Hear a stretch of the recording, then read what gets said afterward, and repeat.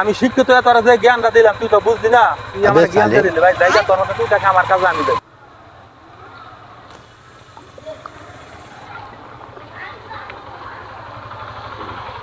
ওই কেনাডা না মাল ওই বাড়ি কই তোর অশিক্ষিত মূর্খ তো মানতেছ নাই। এই যে ওইটা তো কে কইছে মাল খাইতে, তোর জায়গার অভাব পড়ছে একটা এলাকার ভিতরে মাল খা। আমি মাল খাইতেছি কষ্টে।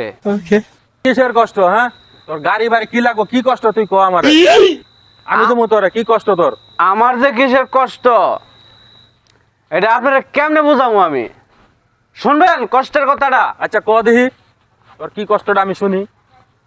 এখন কষ্ট হলে এরকম এই যে আপনারা শিক্ষিত সমাজ দেশটারে কোন হালে লয়ে গেছেন, এই দুঃখে তো আমি মাল খাইতেছি। আমরা মূর্খ মানুষ, পড়ালেখা বুঝি না, এত শত রাজনীতি বুঝি না, আমরা কাজ করি ভাত খাই আর বেশি কষ্ট হলে মাল খাই। এই মাল ছাড়া আমাকে কি আছে? এই যে আপনারা শিক্ষিত সমাজগুলা এই যে দেশটার আজকে এই অধপতনের দিকে নিচ্ছেন, এর জন্য দায়ী কে? আমরা মূর্খরা দায়ী না আপনাদের মতো শিক্ষিতরা দায়ী? বলেন, এলা আপনি জবাব চাই আপনার কাছে।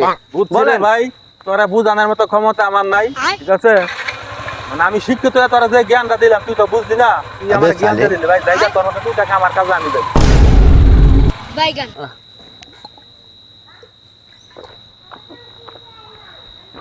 চালা সবাই খালি জ্ঞান দিবার আহে, কিন্তু জ্ঞানের কথা কেউ আর বুঝে না। সব শিক্ষিত মানুষ তো বেশি বেশি জ্ঞান দেয়, কিন্তু মূর্খ মানুষের কথা কেডা বুঝে এই দেশে? হাই রে দেশ, অবাকার দেশ।